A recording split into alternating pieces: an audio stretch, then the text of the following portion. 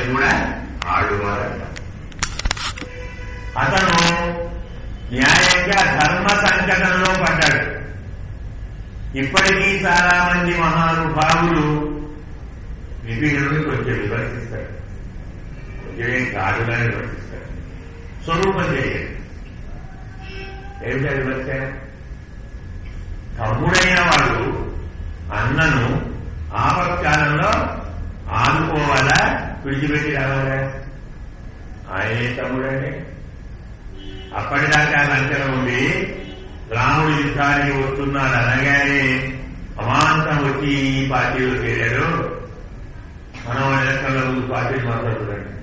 ఎవరు గెలిచి అంటుందిగా, ముందేదో ఉంటాయి, సర్వేలు ఉంటాయి, దాన్ని బట్టి అడిగి వస్తుంటే అమాంతం అప్పటి నుంచి ఉంది. ఇప్పుడే కాదు, విభీషణుడు కూడా ముందే ఊహించి రాముడే గెలుస్తాడు, వచ్చి రాముడు పడ్డది.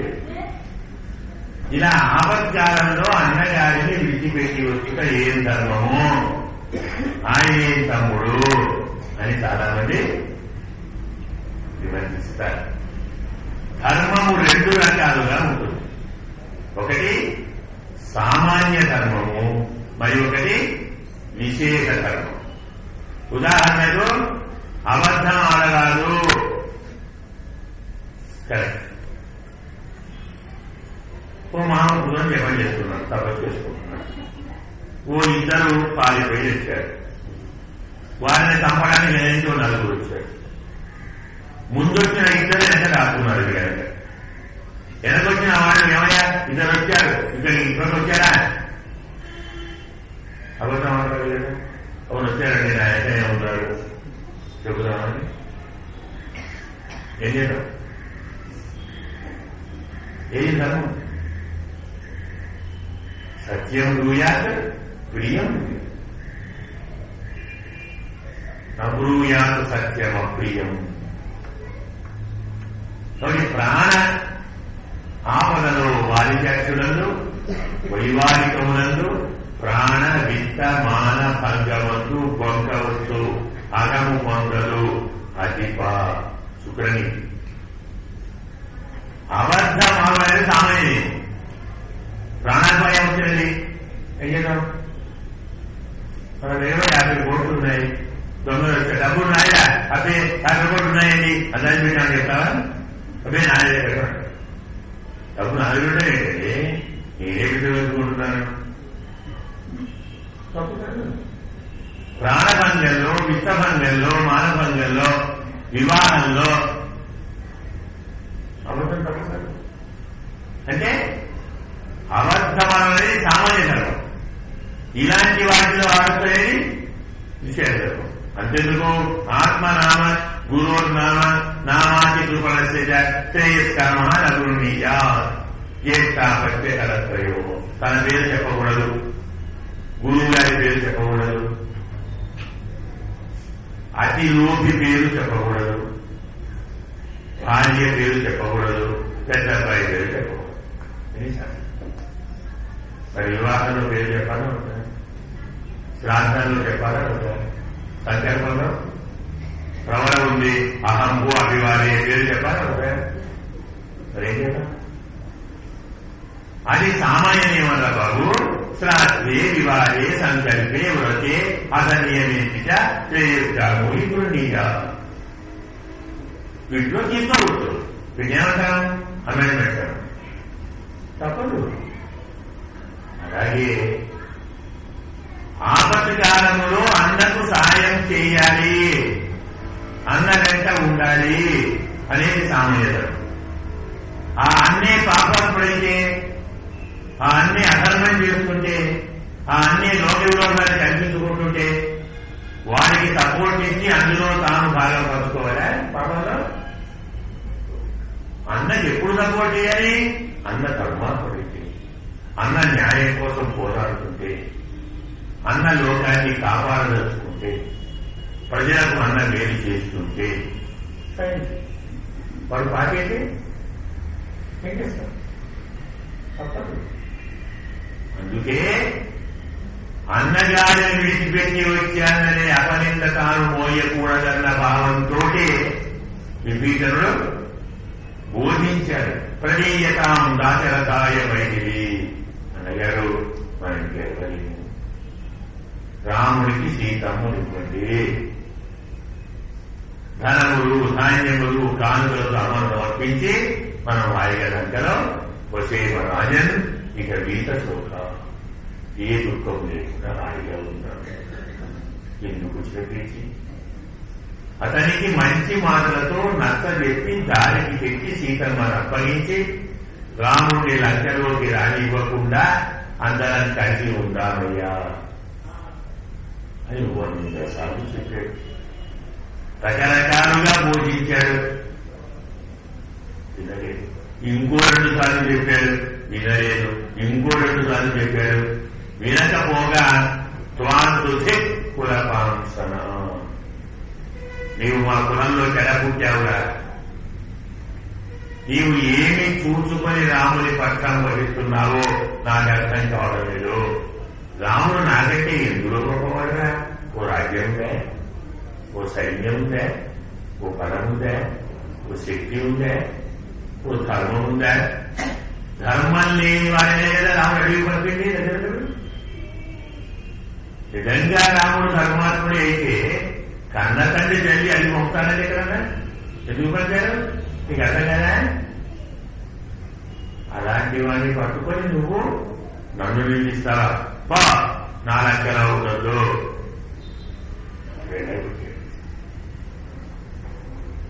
ఇప్పుడేం చేయాలి? పట్టుకొని ఉండాలా వెళ్ళాలి.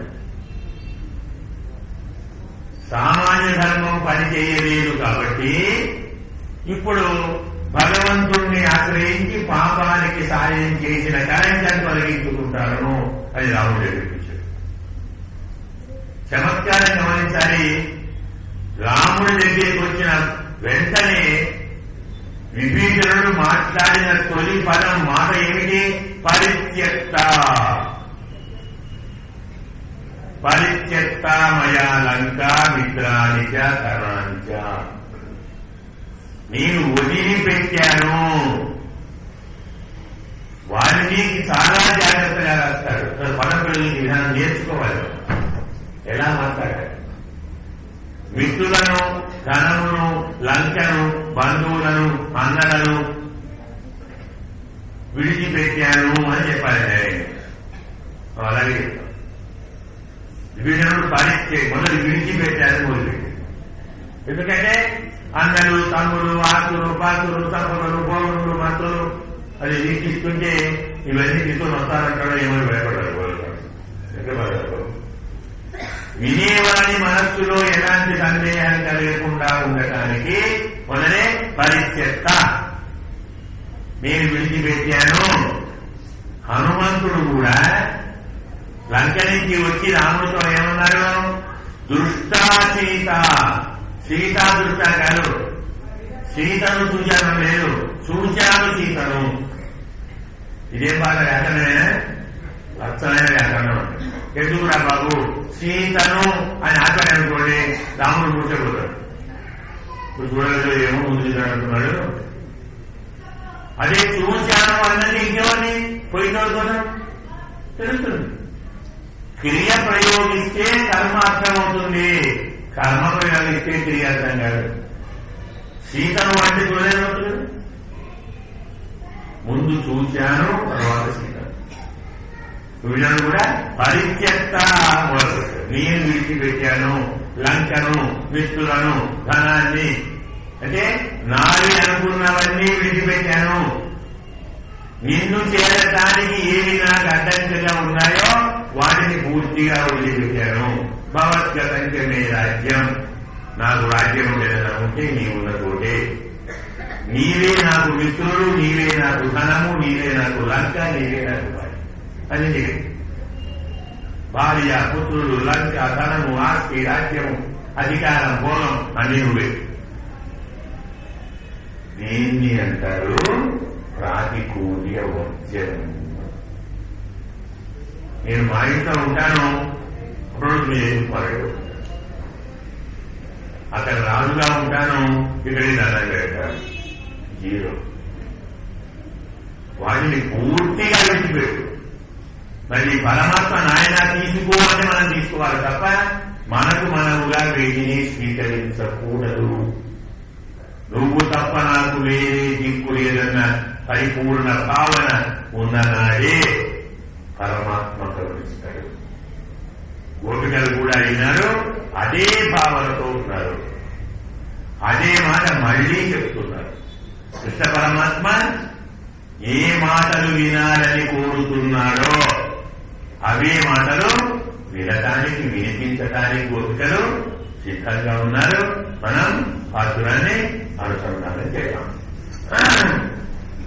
అంగను మాంగ్యాలత్తరగర్ అభిమాన సంగమాయి ಒಂದು ನಿನ್ನು பள்ளி கட்டிக்கீழே இங்கனி வாழிச் செய்த தாமரை பூப்போடே செங்கடலில் செய்தே எம்மேல் விரியாவோ திங்களும் ஆதித்யனும் எழுந்தாறு போல் அங்கனி நன்றின் கொண்டு எங்கள் மேல் நோக்குனியேன் எங்கள் மேல் சாபம் எரிந்தே துவெம்பாவாய் ஆண்டாள் திவ்ய திருவடிகளே சரணம்.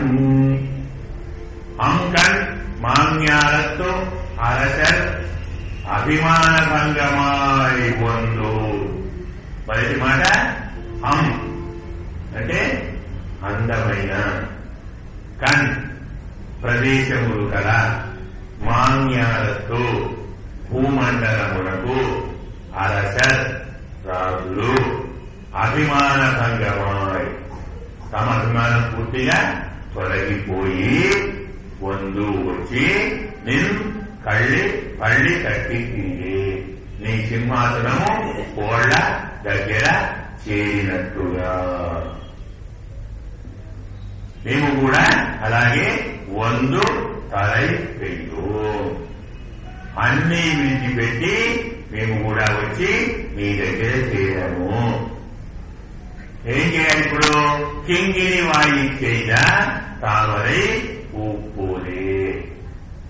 చిరుగంట, చిరుగజ్జె అంటాం మనం, చిన్న గజ్జె, దానిలాగా తామరై పూపోలే, తామర పుష్పము వలే, శంకన్ చిరుచెరులే, అందమైనటువంటి ఎర్రని కన్నును మెల్లగా తెరిచి ఎమ్మేలు విడియావు మా మీరు దాన్ని ప్రసరింపచేయాలి. ఎలాగూ తింగళం ఆదిత్యను ఎడుందు ఆర్ ఓర్,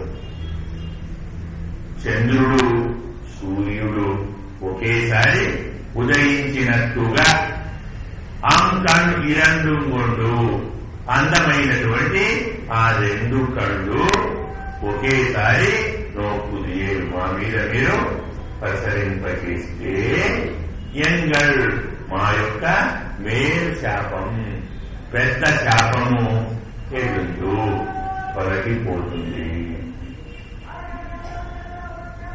అందమైనటువంటి ఎన్నో ప్రదేశాలున్న భూమండలమునకు రాజులైన వారు తమ అభిమానాన్ని విడిచిపెట్టి వచ్చినట్టుగా మేము కూడా వచ్చి నీ సింహాసనపు కాళ్ల కింద చేరాము.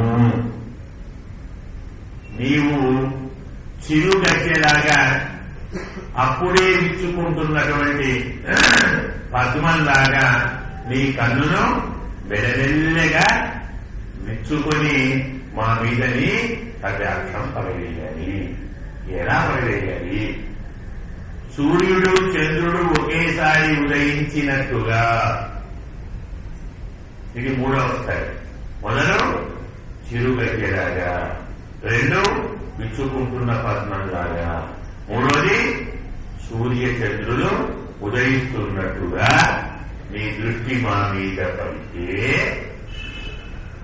ఇంతవరకు మేము పొందిన అన్ని రకముల పెద్ద శాపములు తొలగి మేము సంతోషిస్తాము. ఇది మనకు భావం అని చెప్పుకుంటాం. ఇందులో ప్రధానమైనటువంటి మాట అం, రెండవది కన్. మనం చాలాసార్లు చెప్పుకున్నాం, ఈ విషయాన్ని ఆండాళమ్మ ప్రధానంగా మన మనస్సులోకి బుద్ధిలోకి ఎక్కించి పొందాలని సంకల్పించుకుంటుందో ఆ పదాన్ని ముందర వాడు వాసులలో మొదల పదం ఉంటుంది. ఓంగి అంటుంది, మాయమై అంటే ఇందులో ప్రధానంలో ఏనాడు ఏ వికారము చెందని పరమాత్మ వికారం చెందటం ప్రధాన అంశం, పరమాత్మ పెరగడం ప్రధాన అంశం. అతనికి పెరుగుదల తరుగుదల ఉన్నాయా స్వామికి? ఆ లేని స్వామికి ఉన్నట్టు చెప్పుకుంటున్నానే అది ప్రధానం. అలాగే ఇక్కడ హం కణ్ అందమైనటువంటి ప్రదేశములు. ప్రకృతికి ఒక గుణం ఉంది, ఏమిటి? స్వవిషయే భోగ్య జనని. నన్ను అనుభవించురా పక్కకే పోతా ఉంటుంది ప్రకృతి. మనం అలా బయటికి వెళ్ళామంటే అబ్బా ఏం తోటలండి, ఎన్ని గార్డెన్స్, ఎన్ని గుట్టలు, ఎన్ని జలపాతాలు, ఎంత పచ్చిక బయళ్ళు, ఎలాంటి భవనాలు, ఎంత బాగుందండి ప్రకృతి. ఇంతకంటే బాగా మరే ఉంటుందండి. మనం ఏం చేస్తాం?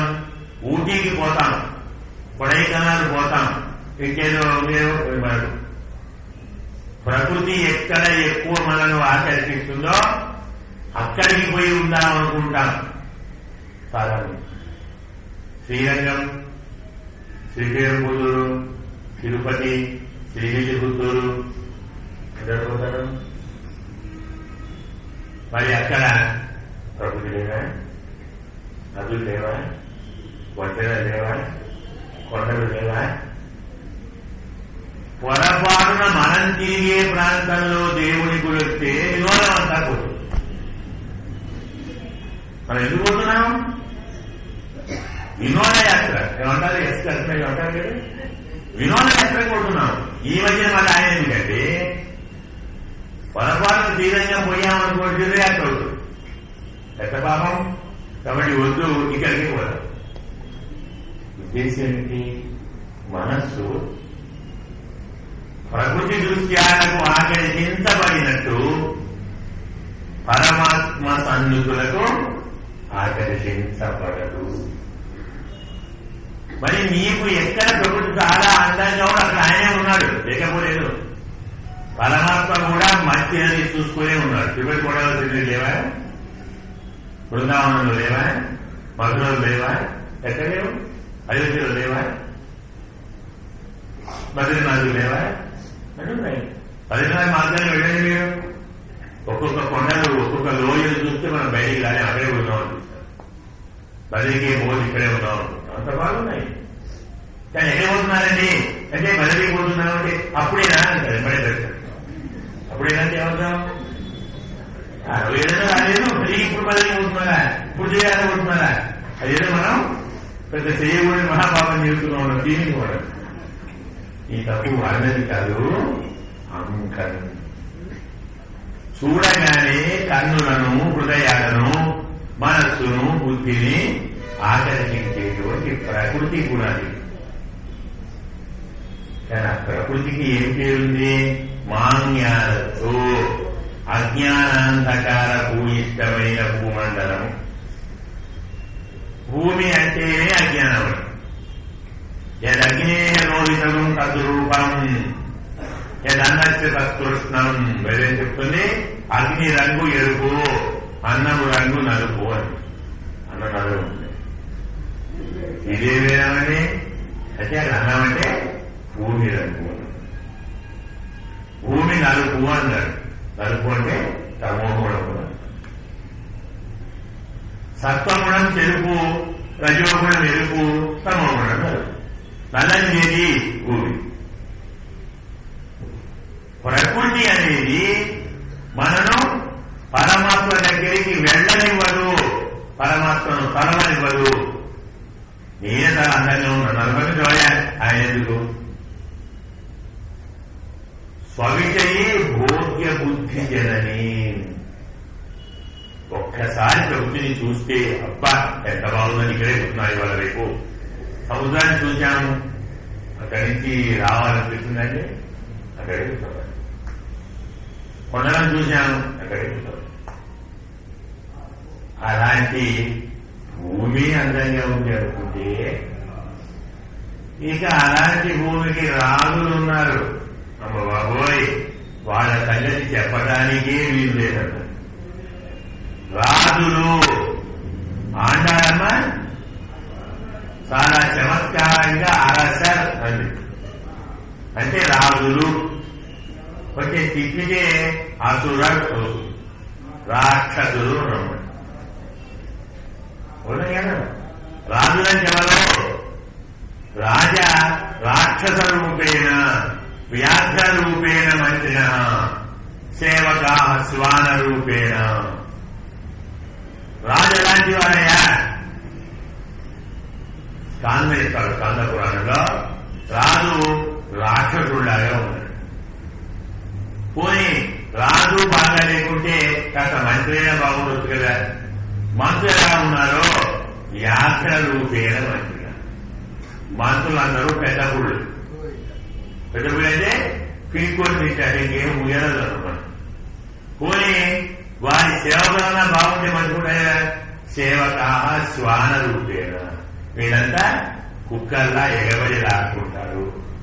మరి ప్రజలు జటా రాజా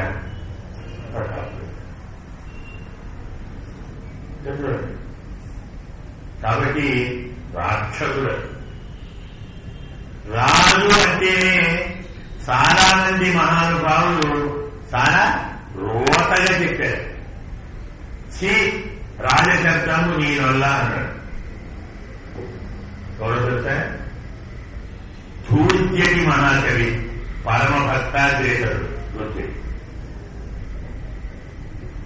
ఆయన శ్రీకాళహస్తీశ్వర అని బ్రతకం రాశాడు. అయితే కామి కాక మోక్షగామి కాడు అన్నట్టుగా మొదల మహానుభావుడు వేశ్యాలోడు. చాలా మంది వినుంటారు. కృష్ణదేవరాయలు ఒకనాటి సభలో ఓ పద్యపాదం అందుకున్నాడు. స్తుతమతి అయిన ఆంధ్రకవి దూర్జటి పలుకులకేర కలిగే నీ అతులిత మాధురీ మహిమ. దూర్జటి మంచివాడే, మంచివాడు బాగా ఉంది కవిత్వం చెప్తారనుకోండి. ఏదో సామాన్యంగా చెప్పేవారు ఇవాళ చాలా బాగా చెప్పారు. అతని కవితలో ఈ మాధుర్యం ఎక్కడి నుంచి వచ్చింది అన్నాడు. ఇప్పుడు ఎవరు కావాలనే కాదు కదా, మహా మంచి కవి మెచ్చుపడి చెప్తున్నారు. అందువల్లకని ఆపాడు. అంటే సమాధానం మీరు ఎవరు పూజిస్తారు. అవునా అక్కడికి ఉన్నాయి ఒక ఎవరు ఏమలేదు. ఉన్నాడు ఎవరైనా తెనాలి రామకృష్ణ హా తెలిసన్ భువనైక మోహనోద్ధత సుకుమార వార వనిత జనత ఘనతాపహారి సంతత మధురాధరోడు సుధారత తారడు గురువుడు కందుని. వేశ్యల అధర సుధ అమృతాన్ని తాగి తీయగా రాశాడు. అదే వాడిని ఇంకేపీ కొడితే అంత వేశ్యడు తక్కువడే కాదు. దాని చెప్పుకున్నాడు. కాయలు కాచే వధువు నఖాగ్రములచే కాయంబు వక్షోజములు రాయన్ రాపడే రొమ్ము మన్మథ విహారశ్చైత విభ్రాంతిచే ప్రాయం బాయను బట్టగట్టె తల చెప్పను రోత సంసారమే చేయంగాల విముక్తు చేయగలవే శ్రీకార. అంతటి వేశ్యాలూరుడు రాజుల ఆశ్రయం పొంది వారిచ్చేటువంటి ధనధాన్యాలతో ఇన్ని విహారాలు చేసి విసుగొచ్చి విరక్తి చెంది రాజశబ్దము నేనన్నాను. నేను రాజనే మాట వినడానికి ఇష్టపడను. ఎందుకంటే రాజై దుష్టుకి చెందే చంద్రుడు. రారాజై కుబేరుండు దుర్గురాజీవంతుడు బోనడంతే. ఒకరికి పేరుంది రాజని, ఎవరైనా చంద్రుడికి. ఎందుకు ఏమంటారు? రాజు విజయరాజు రాజు. రాజన్న పేరు వచ్చిన పాపానికి చంద్రుడికి తేలియాది వచ్చింది అన్నాడు. రారాజై కుబేరుండు దృఢాజీవంబును పోనని ఇంకోటి ముందు పేరు రాలేదు. కుబేరుడు వారికి ఎరుకాడు గుడ్డు. పరమాత్మ గుడ్డే కాదు వారికి, కుష్టు వ్యాధి కూడా. కుష్టు వ్యాధి గుడ్డి రెండింటిని చూసే అతనికి అధికారం ఇచ్చాడు కొత్తది గారు. ఆలోచించండి, ఆరోగ్యం బాగా ఉండి బలంగా ఉంది తప్పిస్తే మనకు వస్తుందంటే కార్యం తగ్గిస్తే తగ్గిన డబ్బు ఉండాలి, చూస్తూ అనుభవించకుండా ఉండాలి. అనుభవించిన లేనిది రావాలి. వారికి ఇచ్చే ఫైనాన్స్ చేస్తే ఇవాళ లేదు, ఎక్కడికి పోదు సురక్షితంగా కూడా. అంతే కదా, డబ్బు బాగా తినగానే ఏమవుతాయి మనకు? అయినా అన్నం తినకు రొట్టెలు తినమంటారు. కోటు మూగుతుంటాయి కానీ అన్నం తినే రాస్తుంటారు. అయ్యో లడ్డూలు చెక్కనొద్దు, జావ తాగు, ఏంటి జావ తాగారు? ఏంటది? నీది కాదు కదా, నువ్వు నీది నాది కాదు. నువ్వు నాది అనుకుంటే తినే వస్తుంది, నీది అనుకుంది. అందుకే రారాదరి కుబేరుండు దృగురాజీవంబును పూనరించే. రాజన్నంతనే పోగునా దయలు. రాజనగానే దయ ఉంటుందా? ఇలాగే ఉంటాయా? కాళిదాసు రాజ్యం గురించి చాలా చక్కగా చెప్పాడు. రాజ్యం స్వహస్త ధృత దండమివ ఆతపత్రం. అలాగే కొంచెం కష్టం. పాత రోజుల్లో తాటాకులతో చేసే గొడుగులు ఉండేవి. ఎవరైనా పెద్దమాటలు ఉంటే ఇప్పుడు కనపడవచ్చు, ఎవరు వస్తారు అన్నీ రైలు కోట్లు అజంతే ఉంటారు, కోరుకుంటారు కోట్లు అవే ఉంటాయి. గొడుగు వేసుకుని పట్టుకునే జేబు చేయి బలం ఉండాలి. ఇప్పుడు పట్టుకునే చేయి లాగుతుంది. అప్పుడు తాటాకుల గొడుగు ఒక పెద్ద కట్టే చుట్టూ తాటాకు కొడుతుంది. ఒక్క చుక్క వానపడదు, ఎంత వానపడే అంత పోస్తాయి. అయితే అందులో ఒక ఇబ్బంది ఉంది. వాన మాత్రమే వచ్చే ఇబ్బంది లేదు.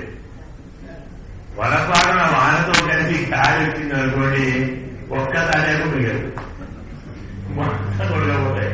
కట్టే అదే అంటున్నది కాళిదాసు. రాజ్యం స్వహస్త కృత దండ దివ ఆతపత్రం. వాన వస్తూ ఉంది, ఆ గురువు అనుకుని పెళ్లి చేశాడు. ఇంకా గాలి వచ్చేసింది, ఆ గురువు మొత్తం ఎగిరిపోయాయి. చేతిలో కట్టే ఉంది. ఇప్పుడు ఆ కట్టే పారేయాలా పట్టుకోవాలి? పట్టుకుంటే రావడం లేదు. పారేద్దామంటే మనం ఒకడు మనం ఎదిగి అనుకోవచ్చు కదా. చేతిలో ఉన్న కట్టే వాన నుంచి కాపాడదు, బరువు తప్పదు. రాజ్యం అలాంటిది. ఒక్కసారి రాజైన తర్వాత ఎన్ని బాధలు వచ్చినా రాజీనామా అదే నేను రాజీనామా చేయనండి. నువ్వు విన్నాను రాజీనామా చేయదు. ఏమన్నా కానీ కొంచెం జైలు పోయేదాకా రాజీనామా ఏమన్నారు? జైలు కూడా రాజీనామా వదులుకోలే. మరి వచ్చినా వదులుకుంటాను, పోయి పట్టుకోలేవు. పరిపాలించడం లేము, విడిపోయినాము. రాజ్యం అంటే అలాంటిది. అప్పుడు చెప్పాడు ఆలోచన. అప్పటి కవులు ఎంతటి దీర్ఘదృష్టి. ఇంకో మహాకవి దశవేశ్యా సమం రాజ్యం అన్నాడు. రాజ్యం అంటే 10 మంది వేశ్యల పెట్టు అన్నాడు. ఒక వేశ్య ఉంటేనే ఉన్న ఇల్లు ఒళ్ళు ఆస్తి పాత్రలు అన్ని జీరో. అది ఉంది చేయగలరండి. 10 మంది ఉంటే డబ్బు పోవడమే కాక విలువ పోతారు. ఎక్కడికి పోవాలి? నా ఇంటికి రాండి, నా ఇంటికి రాండి.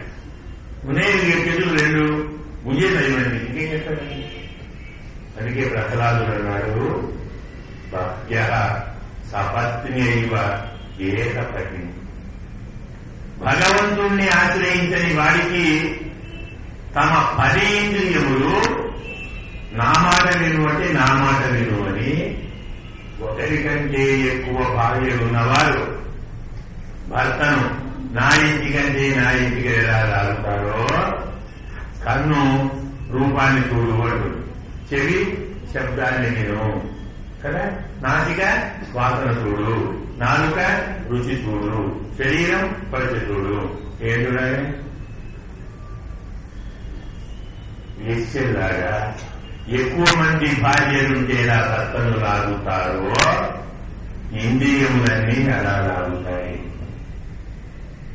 అందుకే దశవేశ్య సమం రాజ్యం. ఇంకో మాట అంటాడు, రాజ్యం నామ మహావ్యాధి అచికిత్స. పెద్ద రోగం ఉంటుంది. ఎలాంటి రోగము? ట్రీట్మెంట్ లేని రోగం. అచికిత్స, దానికి చికిత్స లేదు. మాత్రం పోనీ లేకుంటే లేకున్నా అవుతామంటే వినాశనం. వాళ్ళు తీసుకొని పోతుంది. ఇలా ఇంతమంది రాజ్యం గురించి ఇన్ని మాటలు చెప్పారు. అంతేకాదు, రాజు అనేటువంటి వాడికి అంగన మాన్యాలతో అరసర్ అభిమాన భంగమాయి ఉండు. ఎందుకింత కఠినంగా రాజ్యం గురించి మాట్లాడుతున్నారు అంటే, రాజు కాగానే వాడికి వచ్చే మొదటి జబ్బు అభిమానం. నేను రాజును, మీరంతా నా మాట వినాలి, నాకెవరూ బుద్ధి చెప్పకూడదు. అందరూ వినుంటారు, తెలుసుకుంటుంది. భాగవతంలో ఓ మహారాజు ఉన్నాడు, చక్రవర్తి. వేణ మహారాజు అంటారు, ఆయన వేరుడు అంటారు. వేరుడు అంటే పురుషు చక్రవర్తికి తండ్రి, అంగ మహారాజు కొడుకు. అంతకంటే గొప్ప భక్తుడు చంద్రశాసనుడు. వాడి దుష్ట కర్మలకు భయపడి రాజు తండ్రి రాజ్యం వదిలి పారిపోయాడు. పారిపోతూ ఒక మాటని పారిపోయాడు. తెలుసా? కుపుత్రయా వరం మన్యే సుపుత్రాత్ మోహకారణాత్. ఉత్తముడైన పుత్రుని కంటే దుష్టపుత్రుడే మేలు అన్నాడు. ఎక్కడి వాళ్ళు బాబు అంటున్నావు అంటే, సంసారం మీద త్వరగా వైరాగ్యం కలుగుతుంది అన్నాడు. కొడుకు మంచివాడైతే అబ్బా నాకేం తక్కువ, అందమైనటువంటి భార్య, బుద్ధిమంతురాలు, ఉత్తముడైనటువంటి కొడుకు, మంచి మంచి చుట్టాలు, ఇంత పెద్ద ఇల్లు, ఇంతకంటే పోగలక్కడ ఉంటుంది. ఇంకో 100 జన్మలు ఇలాగే గడపాలి కదా. సంసారం మీద ఆశ పెరుగుతుంది, కోరిక. అదే కొడుకు దుర్మార్గుడైతే, నువ్వొద్దు నాయన, నీ ఇల్లొద్దు, సంసారం వద్దు, నీ కర్మ ఏమన్నా చేసుకో అని వాడు పోయాడు. పోతూ ఈ మాట అన్నాడు, మంచి అబ్బాయి కంటే చెడ్డ అబ్బాయి అయితేనే మంచిది అని. సరే, తండ్రి పోయాడు కాబట్టి మరి ఉండండి, మీరే ఇంట్లో ఇస్తాం రాజ్యం. రుణులందరూ కలిసి వీళ్ళు రాజ్యం ఇచ్చారు. వాడు చంద్రశాసనుడు. అందరూ భయపడి జాగ్రత్తగా వీడు దొంగ లేదు, అగరమం లేదు, మరొకటి లేదు, చంపారేస్తారండి. బాగుంది, పరిపాలన బాగా.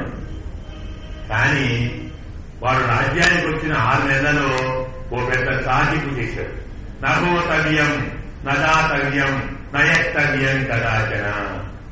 నా రాజ్యంలో ఎవరూ దానం చేయవద్దు, ఎవరు యజ్ఞం చేయవద్దు, ఎవరు హోమం చేయవద్దు, ఎవరు గుడికి వెళ్ళవద్దు, ఆరాధన చేయవద్దు. నా మాట తప్పితే రాజ్యం ప్రతిష్టారు.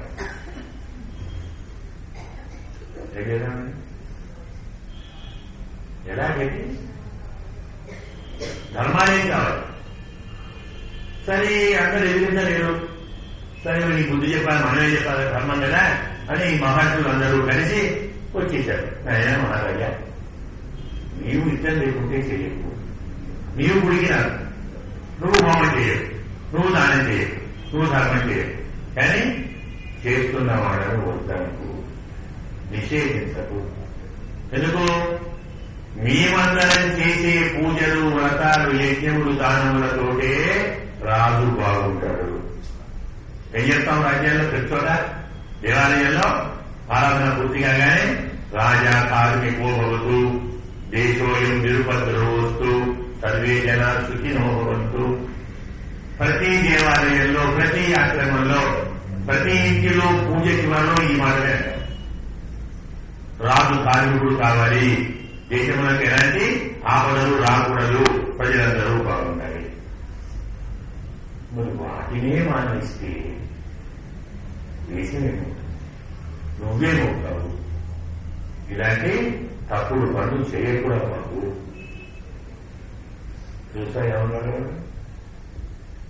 మీరు యజ్ఞాలు, దానములు, పూజలు, వ్రతాలు ఇలాంటివన్నీ చేయడానికి కావలసిన ధన సదుపాయము, సౌకర్యాలు ఎవరు కలిగించాలండి? నేనే కదా. అది నేనే ఇవ్వాలి. నేనిచ్చిన సొమ్ముతో వేరే వాడిని పూజిస్తారా? భర్త సొమ్ము తిని జారుని వెంట పోయిన వ్యభిచారిని లాగా మీరంతా ఉంటానంటే నేను ఒప్పుకోను. ఏమన్నా అంటే వీళ్ళు ఉపదేశించే స్థాయి దాటిపోయారు అర్థం చేసుకున్నారు.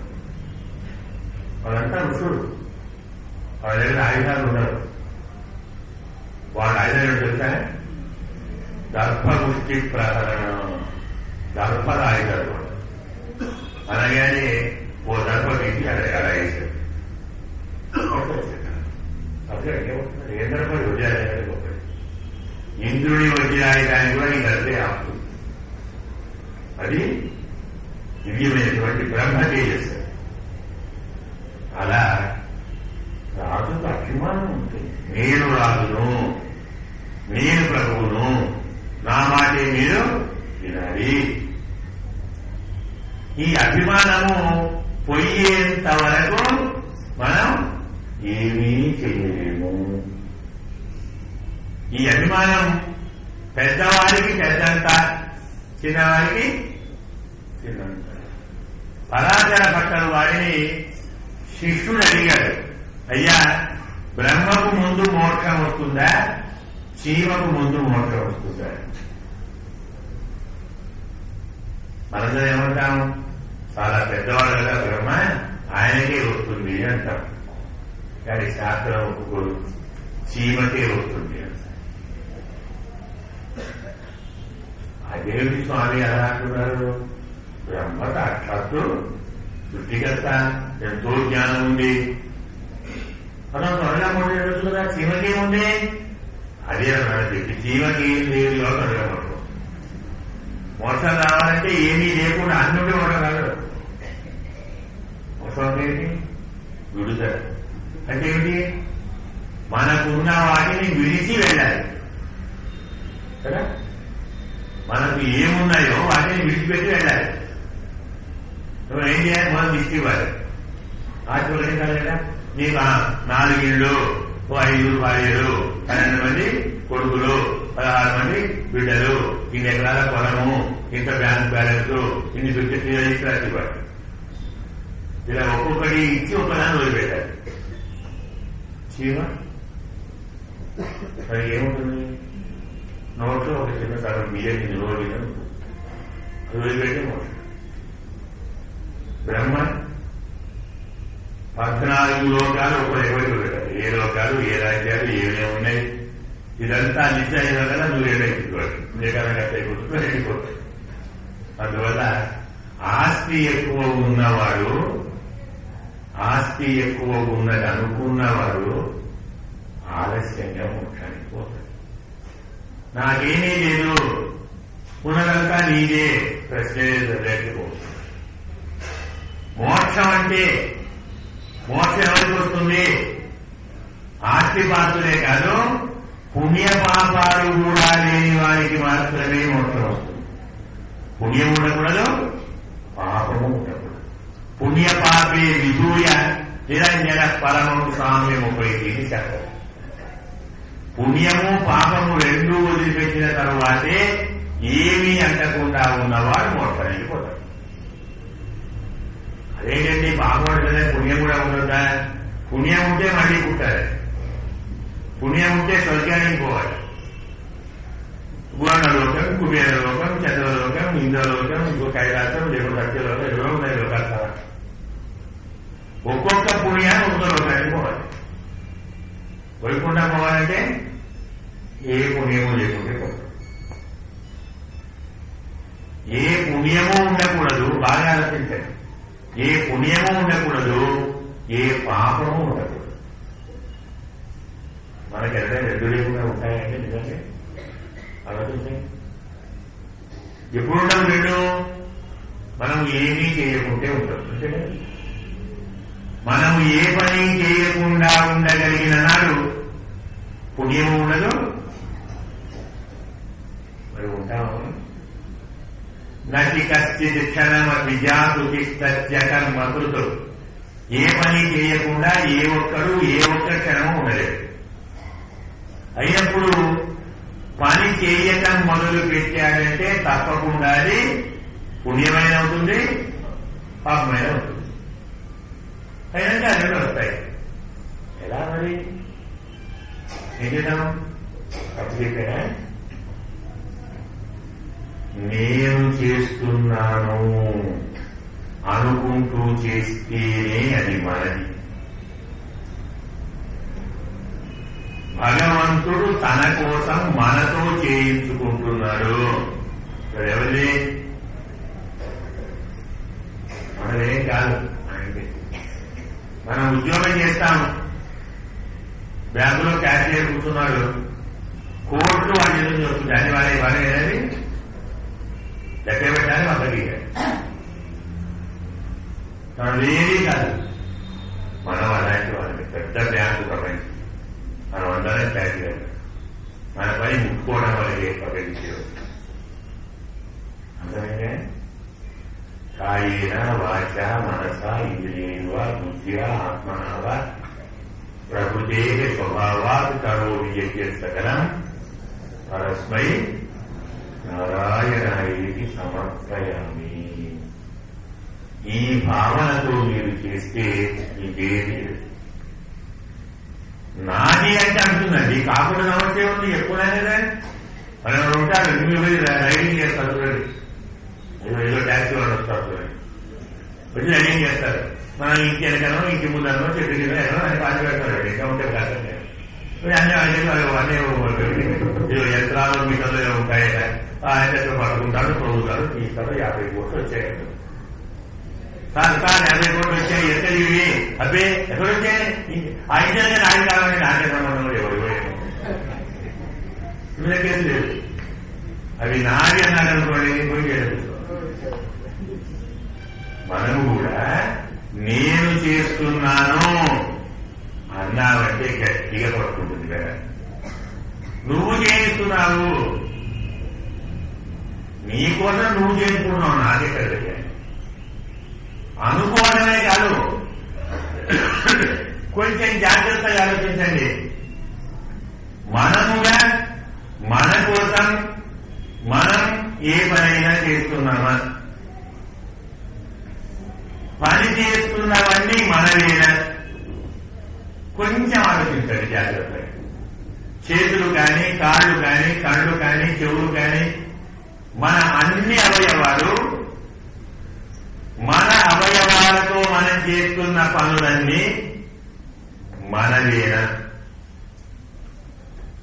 గట్టిగా చెప్పలేము. ఎందుకు చెప్పలేము? మనవే అయితే మనకు అవి కీడు చేయాలా, మీరు చేయాలా?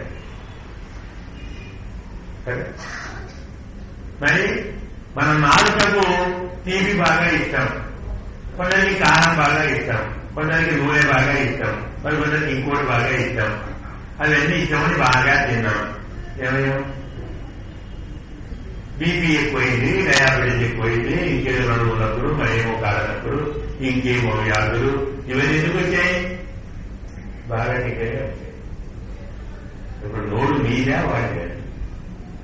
నిజంగా నోరు నీదైతే నీ నాలుక నీ శరీరానికి క్షేమాన్ని కలిగించాలా, హాని కలిగించాలా? కళ్ళు నీవైతే నిన్ను, నీ మనస్సును, నీ శరీరాన్ని నిందింపజేసే పని చేస్తుందా, పొగడింప పని చేస్తుందా?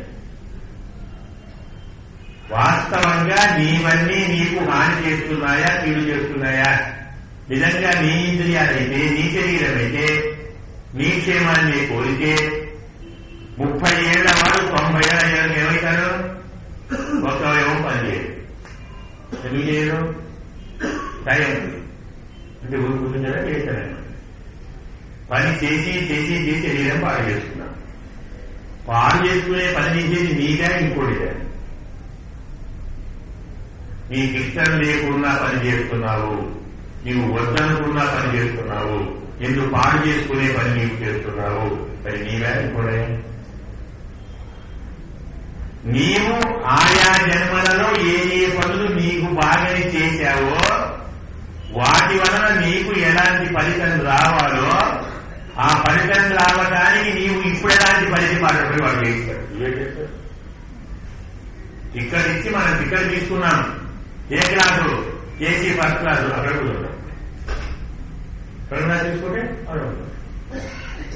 స్లీపర్ కోచ్ తీసుకొని ఏసీ ఫస్ట్ కూర్చొనిస్తారా? కదా అన్ని పాపాలు చేసి నేను ఇంద్రుడిని కావాలి అవుతావా? గౌరవం ఇవన్నీ నీవా వాడే? ఇది కేవలం వైరింగ్ ఓన్లీ. అదంతా వైరింగ్.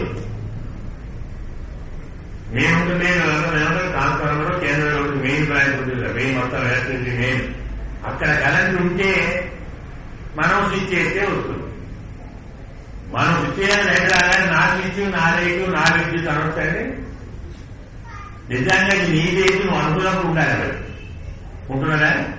ఓ టీవీలో మంచి సినిమా వస్తుంది, అయ్యో మరి నీకన్నా తీసుకో చూడు. టీవీ నీదే, కరెంటు నీదే, బిల్లు నువ్వే కడుతున్నావు, వైరు నీదే, పలుకు నీదే, స్విచ్ నీదే, వేసుకో చూడు. మరి కరెంటు నీదే కదా, శరీరం నీదే, అవయవాలు నీవే, మనస్సు నీదే, బుద్ధి నీదే, ఆత్మ నీదే, పవర్ నీది కదా. అది గుర్తించిన వాడి అభిమానం ఉండదు. ఈ పవర్ నాది కాదు, పవర్ వాడిది. వాడు పవర్ మనకిస్తేనే మనం పనిచేస్తాం అని తెలుసుకున్న నాడు మనకు అభిమానమే. అప్పుడు హనుమంతుడు ఇదే తత్వాన్ని చాలా స్పష్టంగా చెప్పాడు రావణుడు. బ్రహ్మ స్వయంభూ చతురానువ రుద్ర త్రినేత్ర త్రిపురాంతకోవ ఇంద్ర మహేంద్ర సురనాయకోవ రాతుం నశక్త భువి రామవత్యం. ఆయన రావణ రామచంద్రుడు చంపాలి అనుకున్నవాణ్ణి సృష్టికర్త చతుర్ముఖుడు అయిన బ్రహ్మ కాపాడలేడు. త్రినేత్రుడు త్రిపురాసుర సంహారైన రుద్రుడు కాపాడలేడు. మూడు లోకాలకు నాయకుడు మహేంద్రుడు అయిన ఇంద్రుడు కాపాడలేడు. పరమాత్మ మన చేత ఒక కష్టము ఒక సుఖము అనుభవింపజేయాలి అనుకున్న తరువాత దాన్ని ఆపుట మన వల్ల కాదు, మనం ఆపలేము. నీవు అభిమానాన్ని వదిలిపెట్టి శరణు వేడగా. రావణాసురుడు అభిమానాన్ని వదిలిపెడతారేమో, దారికి వస్తారేమో, కాళ్ళు పట్టుకుంటారో ఏమో అనే అభిప్రాయంతో మొదటిసారి యుద్ధానికి వచ్చినప్పుడు ధ్వజమును రథమును సారథిని గుర్రములను కవచమును తనువును ఆయుధములను మాత్రం అన్ని తీసిపారేసి ఒంటిగా నిలబడితే గచ్చ అనుజానామి ప్రణార్జితత్వం ప్రవిశ్య రాత్రించర రాజలంకాం ఆశ్వాసగిరియాన్ని ప్రతి సదన్ని కాదా రథస్థ పరీక్షి రావణ ఇంటికి వెళ్ళు, అనుమతి ఇస్తున్నాను వెళ్ళు అంటే యుద్ధంలోకి వచ్చిన తర్వాత దొంగ యుద్ధం మొదలైతే ఇద్దరు యుద్ధం చేస్తుంటే ఆ ఇద్దరిలో ఒకడు పొరపాటున ఇంటికి పోవలసి వస్తే రెండో వాణి పర్మిషన్ తీసుకుని వెళ్ళాలి. ఇంటికి వెళ్ళటానికి ఎదుటివాడు ఒప్పుకోకున్నా వీడు వెళ్ళాడనుకోండి ఓడిపోయినట్టే. ఆటలు అంతే కదా. గ్రౌండ్ విడిచి ఎవరో ఉంటాడు, దానికి పెద్ద అధికారి ఉంటాడు. వాడి అనుమతి తీసుకోకుండా గ్రౌండ్ మీద వెళ్ళాడు అనుకోండి, వాడు ఏమంటారు? అవుతాడు. నీకు ఆడలేదురా అవుతూ వెళ్ళిపోయావు.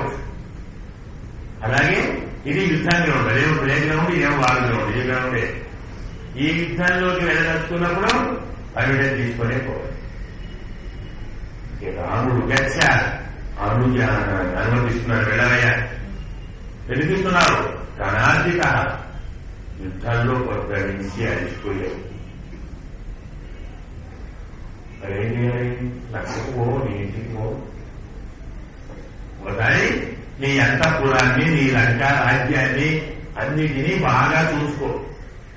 అంటే మళ్ళీ చూసే ఛాన్స్ ఉండదు. చివరకు పంపడు. అన్నీ చూసుకుని కాస్త మనసును కుదుట పరుచుకొని రా పనం తీసుకుంటాను. అప్పుడు ఫ్రెష్గా వస్తే నా పరాక్రమం చూస్తాను. ఎందుకన్నా పని ఇంత జరిగిన తర్వాత ఇంకా నేను వీరునే రాముడు కూడా దయచేసి వచ్చిన వాడిని నా పరాక్రమం ఏంటి, నేను వాళ్ళకి సిద్ధం చేయగలనా? అక్కడ పోయి ఇంట్లో కూర్చొని ఒక్కడు వాళ్ళు ఆలోచించుకొని రైల్వే చేసి అద్భుతంగా తీసుకొని వచ్చి సమర్పిస్తాడేమో అద్భుతాలు అనుకున్నాడు. కానీ వాళ్ళెవరు?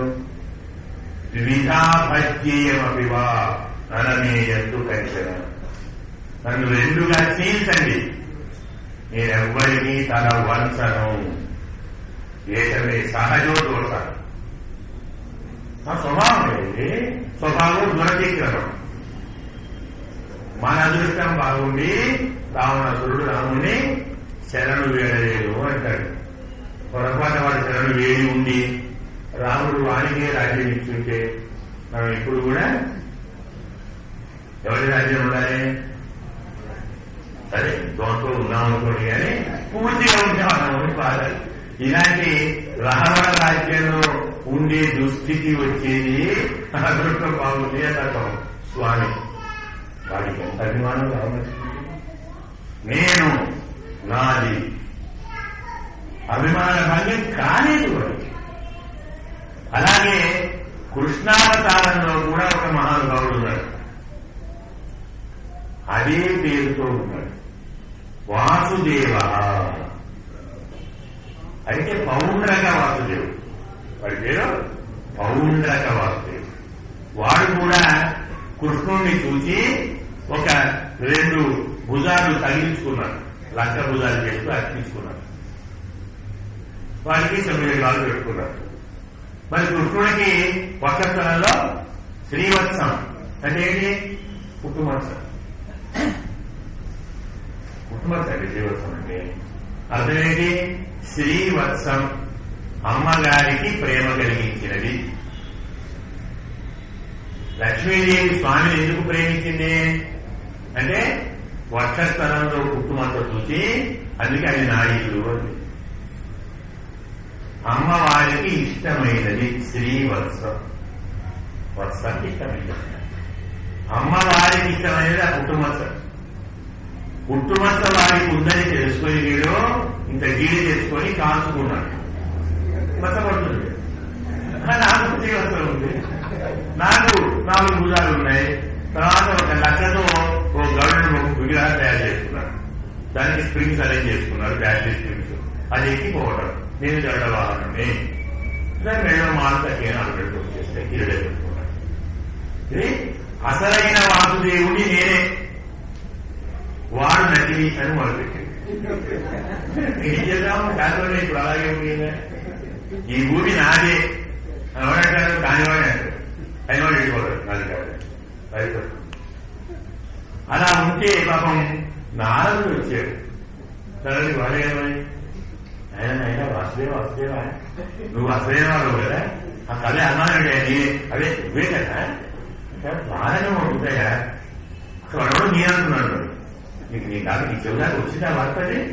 విన్నానే. మరి వీళ్ళు కూడా నువ్వే వాడుతాడు అసలేవాడే. నిజంగా నువ్వు అసలైతే నాకే తగిన ఉండదు, కలిగి ఉండదు సార్. పరుపుడు నేనే వసుదేవుడికి, నాదే చక్రం, నాదే శంఖం, నాదే గరుడవాహనం, నాదే రాజ్యం, నాదే మనమాల, వాడంతా డూప్లికేట్ అంటున్నాడు. విద్యను ఊరుకుంటున్నావు, నువ్వే రాదయ్యా, నీ పౌరుడు లేదా? రెండోదైతే వాడే అది నువ్వు రద్దు అయిపోతావు, నీ ఇష్టం అని చూసుకోగలరు. నాకెందుకు అయినా కానీ నువ్వు చూశాను కాబట్టి ఇది మనవాడమని చెప్పుకోతున్నాను, నీ ఇష్టమయ్యా. మరి నాకున్నా నిజంగా అంటున్నారా? అంటున్నాడేంటి, నాతో అన్నాడు, వాళ్ళు అక్కడ ఉంటారా వెళ్ళిపోతా కనుక్కోమన్నాడు. నేను నీ పార్టీ కదా, అది చెప్పను కదా, అందుకు చెప్తాను, నేనే పోతున్నాను. ఇప్పుడే పంపిస్తారు, వాళ్ళని ఎవరు చూస్తాను. 12 పంపించాడు, చూస్తాను రాయబాలు అంటారు కదా, వాళ్ళు వెళ్ళారు. ఏం చెప్పాడు? అసలైన వాసుదేవుని నేను, 4 భుజాలు నాది అసలు, కథలు నేను అసలు, ఎవడ వాహనం నాది, నువ్వంతా డూప్లికేటు. మర్యాదగా నీ ఆయుధాలు, నీ బిరుదులు, నీ అలంకారాలు వదిలిపెడితే బతుకుతావు, లేదు వచ్చినతో యుద్ధం చేయి, అప్పుడు తెలుస్తుంది. వాడు వచ్చేసి పెడతారు. అందరూ గొర్రెలు అడిగారు. కొంచెం గోపాటి వీళ్ళు చంపుతామంటారు, కుట్టుకుంటున్నట్టు వారేం చెప్తాం అని. ఆయన మీ రాజుగారు చెప్పినట్టు నేను వస్తాను. మరి ఇక్కడ చేస్తాను, మీ రాజుగారి దగ్గరికి వచ్చి వారిని అడిగి ఆయన నాలుగు విడిచిపెడతాను. ఆయన చక్రవాటి చెప్పారు, ఒక గురు 4 బుద్ధులు వస్తుంది, ఇలా వస్తాను, అలాగే వస్తాను ఆయన. పోయి అయ్యా మీరు చెప్పారండి వస్తానన్నారు, నిమిషాలు వచ్చి విడిచిపెట్టారట. అంత మర్యాద రావాలి లేకపోతే నేనున్నాయి, వారికి కూడా కిక్కి అధిరాలు ఇస్తున్నాడు. కానీ పక్కన మంత్రులు ఉండి ఆయన నమ్మొద్దు, వస్తున్నారంటే మరి ఒకరు వస్తారో, సైన్యంతో వస్తారో, యుద్ధం చేస్తారో తెలియదు కదా, నువ్వు ఎందుకైనా మంచిది సైన్యంతో రెడీగా ఉంటుంది యుద్ధానికి అది ఏం చేస్తారు. అది కూడా అయ్యా నీకేం చేస్తాను, మేమందరం ఉంటాం, నేను కాపాడుతాను, నువ్వు మారాదు కదా, అయితే తీస్తాడు. అందరూ కుర్తురాలు ఉంటాయి, సైన్యం అంతా తీసి వాడు వచ్చాడు. కృష్ణుడు ఒక్కడే వచ్చాడు, నడుచుకుంటూ వచ్చాడు. సైన్యం లేదు, రథం లేదు, దూరం లేదు, ఏమి లేదు, చెప్పలేదు, భయపడ్డాడు. నకిలీ నకిలీ ఎప్పుడైనా మన రోజు అదేం చేస్తారు. అది ఆయన మహారాజా ఏదో చెప్పేవాడు, నువ్వు ఆయన ఏం చేయాలి, అన్ని విడిపెట్టాలి. నా దగ్గర చక్రం ఉంది, శంఖం ఉంది, గద ఉంది, ఖడ్గం ఉంది, మరి మొదలు జైలు పెడతాం, చక్రం విడిపోతాడు. పోయి చక్రం ఉంది, ఏమవుతుంది, తలకాయ కట్టా పోయింది, ఈయన వెళ్ళిపోయాడు. దీన్ని ఏమన్నాం, అర్థమా, నేను వాసుదేవుడు, నేను చూపుతుంది. ఇలాంటి అభిమానము పరమాత్మ చేత భంగమయ్యేట పోదు. ఇతనంటే సహజంగా రాక్షసుడు కాబట్టి అభిమానం ఉండడం పోవడం మామూలు. కానీ అభిమానం బ్రహ్మకు కూడా వచ్చింది. భాగవతంలో కృష్ణ పరమాత్మ ఒక రాక్షసుడిని సంహరించాడు. అకాసురుడు అని ఉంటాడు, అంటే కొండ తిరువ ఆకారంలో ఉంటాడు. అలా వచ్చిన గోపాలందరినీ మింగేశాడు పిల్లలు. అదే వస్తున్నారని కృష్ణుడు తాను కూడా ఒకడికి వెళ్ళి నోరు చీల్చి వాళ్ళని బయటికి తెచ్చి చనిపోయిన వాళ్ళను తన అమృత దృష్టితోటి బతికించాడు. అది వాడు చూశాడు. సృష్టికర్తను నేను, ప్రాణం తీయవలసినవాడిని నేను, ప్రాణం తీయవలసింది నేను. ఏవో ప్రాణం చూశాను, నిజంగా వీడు ఎంత గొప్పవాడా చూసాను తెచ్చికేతాను అని. మరెప్పుడో ఒకనాడు అందరూ కలిసి విందుకోని దానికి వచ్చి గోపాలకులు గోవులందరితో వచ్చాడు కృష్ణుడు. అందరినీ కూర్చోబెట్టి అందరికీ భోజనం పెట్టాడు. వాళ్ళు తింటూ ఉంటే తాను చేతిలో పెట్టుకొని తాను తింటున్నాడు. ఆవు చాలా దూరం వెళ్ళిపోయి పిల్లలుండి కృష్ణ కృష్ణ తర్వాత ఆవులు పోయాయి, మేము పోయి తోలుకొస్తాం. తింటే వస్తూ తింటున్నారు, తింటూ మధ్య ఎవరు అంతరాయ నకర్తవ్య భోజనే సర్వదైవహి శాస్త్రం. భోజనం చేస్తున్నప్పుడు మధ్యన లేచి వెళ్ళి మళ్లీ వచ్చి కూర్చొని భోజనం చేయకూడదు. భోజనం చేస్తున్నారంటే పూర్తిగా చేసి వెళ్ళాలి. పొరపాటున మధ్యన విఘ్నం వచ్చేస్తే మళ్లీ ఆ భోజనం చేయకూడదు. లేచారంటే లేచారు. తదు రాక్షస గృహంతి శాస్త్రం. అలా వదిలిపెట్టిన భోజనాన్ని రాక్షసులు వచ్చి తింటారు. తురతులు కాదు, పిశాచములు ప్రేతములు వచ్చి తింటారు.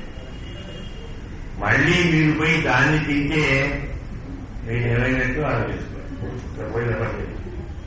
అందుకే అంతరాయ నకర్తవ్య. ఇప్పుడు అందుకే కూర్చుంటే అది లేచిపోయేది. లేచేది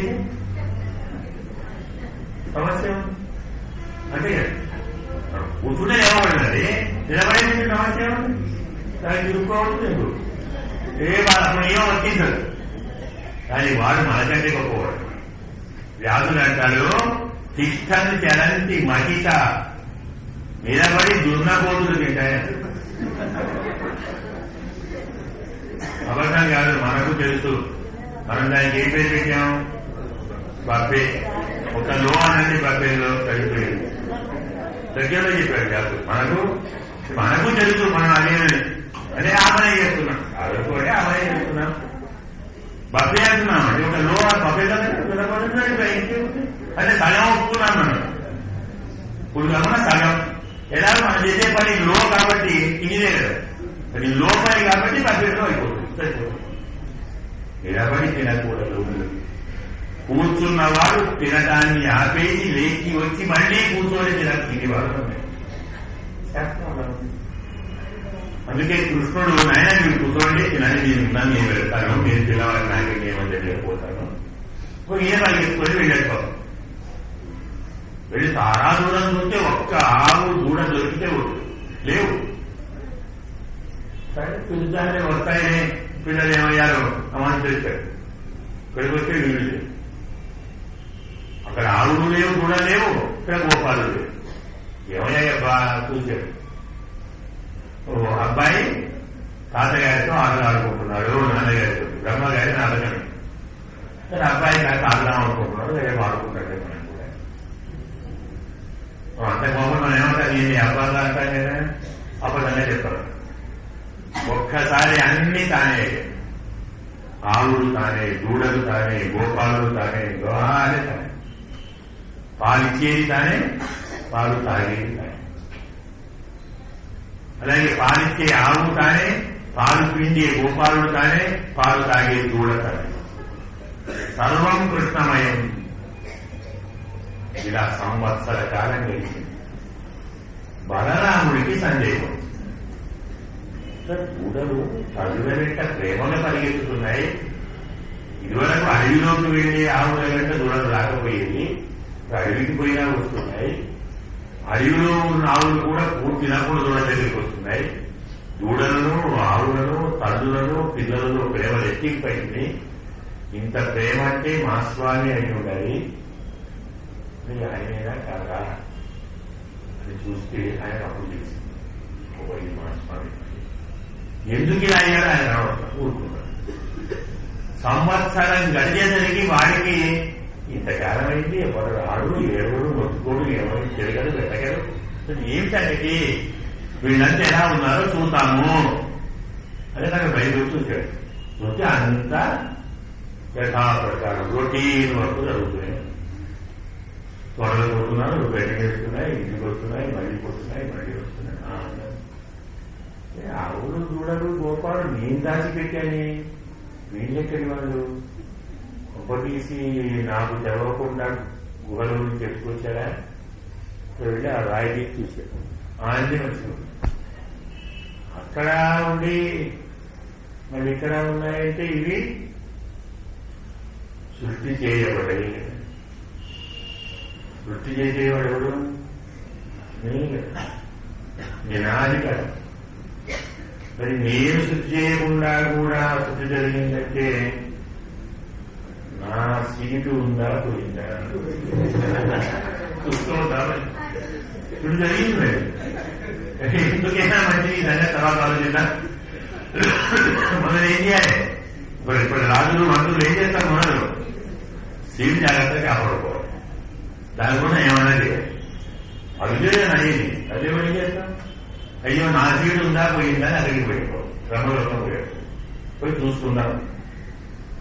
వారాన్ని పోయాడు కదా, ద్వారపాలు అడ్డ పెట్టాడు. దండం. ఆగవయ్యా ఆగవయ్యా, నేనెవరో తెలుసా?